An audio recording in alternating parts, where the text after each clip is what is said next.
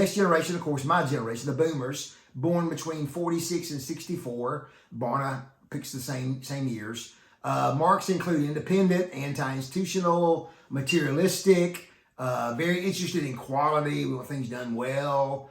So if my parents said question nothing, my generation said question authority. And we referred to the government, the establishment, as the man. And there's a fascinating, look up Larry Norman, who was a poet, kind of the poet laureate of the Jesus movement, early 70s. Look up Larry Norman's song, The Great American Novel, and just listen to the lyrics of that to get an idea of some things that were going on during that time. And so what were some events in that time? Well, Vietnam, protests, the drug culture, the love generation, Watergate, Woodstock, the Summer of Love, and civil rights movements, especially that time. And then my generation was dominated by television. I told my kids when I was young, I had to walk across the room to change the TV channel. And there were 3 of them. And one of them was fuzzy, okay, UHF. So that was kind of our deal. In church, a big thing that happened in my generation that was huge was the Jesus movement. It was a movement among young people, late 60s, early 70s. If you don't know anything about that, I'll talk about it later, but do some research on that. I wrote my dissertation on that.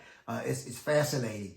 And of course, out of that, and movements like Calvary Chapel that were birthed out of that, there was a huge shift in corporate worship. Today, your church worships like Calvary Chapel more than it did its own denomination 30, 40 years ago, if you're in a denominational church today. So it's been really changed. Church growth movement was part of that. Church renewal movement was another part. And out of that, some of these boomers became leaders like Rick Warren and others in what is some people call the entrepreneurial megachurch. The rise of the megachurch movement kind of came along the same time as shopping malls. And part of that reason was quite practically there was an interstate highway system now. And you could get across the city quickly, and you could go to a church farther away much quicker. So that was part of that generation. The third generation would be Gen X. The Generation X, or what they would call it the 13th generation. And that's about 1965 to about 1980 or 81. Barna says 83. I'm gonna push it back a couple of years. This generation was the first not to have it better than their parents before them. Since we started studying generations like this, more disillusioned, but more artistic, more open to change. So if my parents were questioning nothing and my generation questioned authority, Gen Xers question questions.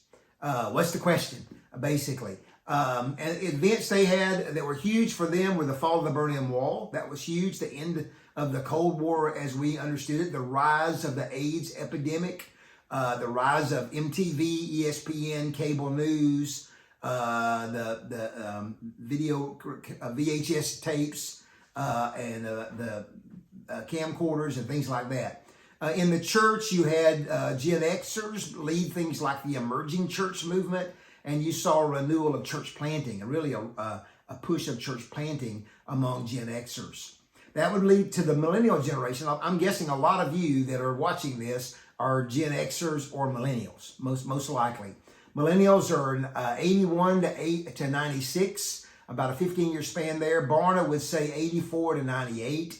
It's close. My kids were born in the late 80s and early 90s. So my kids are part of this generation. Very positive generation. Very can-do generation. Very idealistic and very focused. So instead of questioning questions like Gen Xers, their statement would be, enough questions, let's do something.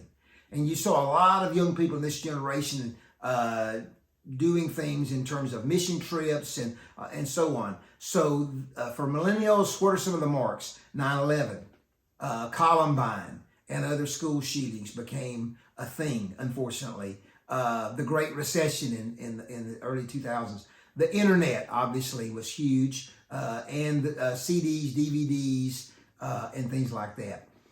In the church, there was the missional movement, short-term mission trips, the rise of non-denominationalism, which is still probably the most significant trend in American Christianity right now, is that the growth in the church in America is in non-denominational churches, and the rise of networks from Acts 29 to ARC to various other networks and ministries along the way. Which leads us to Gen Z and then Gen Alpha. Gen Z, I have them 97 to about 2010 to 12, right in there. Barna says 99 to 2015. I'm kind of with McRindle. He's an Australian who's, if you've studied this at all, you know that name. He studied significant amounts of time with the Gen Z and Gen Alpha. He gave us the name Gen Alpha, kind of coined the term, and I think it's a good one. But Gen Z, I think going to 2010 is about right, because that's when we had the iPad. That's when we really saw a shift in digital technology, and right in there. But anyway, somewhere around the early 2010s, you begin to see a shift to Gen Alpha. So Gen Z, digital natives, post-Christian, diverse. Diversity is huge, fragile. And by the way, we'll talk about fragility, what we mean by that. Today, young people, I just talked to a pastor recently whose daughter was talking about a friend that was having a hard day at school, and he took a mental health day. I never heard of that when I was a teenager, okay? Mental health was for people that were really, really, really messed up, even dangerous. I'm very grateful that mental health has a much better status and is a much more part. I've seen a counselor many times. Counseling has been incredibly helpful for me. And so I'm grateful for that. But this generation tends to be fragile. Their statement would be question everything, because so much information in the digital age, so much, they're overwhelmed. On TikTok, they'll see a video of a Christian sharing a Bible verse, then they'll see a deconstructing Christian, and then they'll see an atheist, and then they'll see something else. And there's so many voices, so much faster, accelerated, saying so many different things, and even globally, that it's really made it very difficult to kind of keep up. And we'll talk about that. And so those are kind of the big marks. Let me just finish up here with Alpha. And so let me finish up with Gen Z, sorry. Events and advances include global terrorism, social media, the Supreme Court same-sex ruling, marriage, smartphones, of course. Smartphones have changed the whole world for good and bad.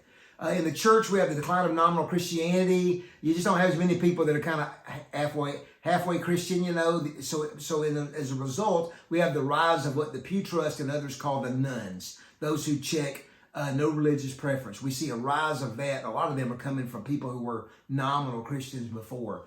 And again, a greater focus on mental health and trauma, and so on. Gen Alpha, about 2010 to 2025, I would say, and Barna says 2015 and all.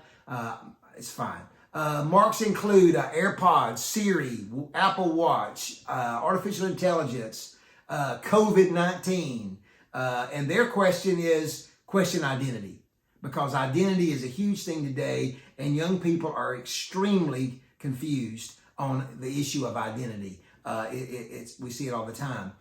In the church, here's what's happening in Gen Alpha. The church in America has lost the home field advantage. We no longer are the or a dominant voice in culture like we were 20, 30, 40 years ago. And so now we're more like Athens in Acts 17 than Jerusalem in Acts 2, or as Kinnaman would say, we're less like the Jerusalem of the Old Testament. We're more like Babylon of the Old Testament.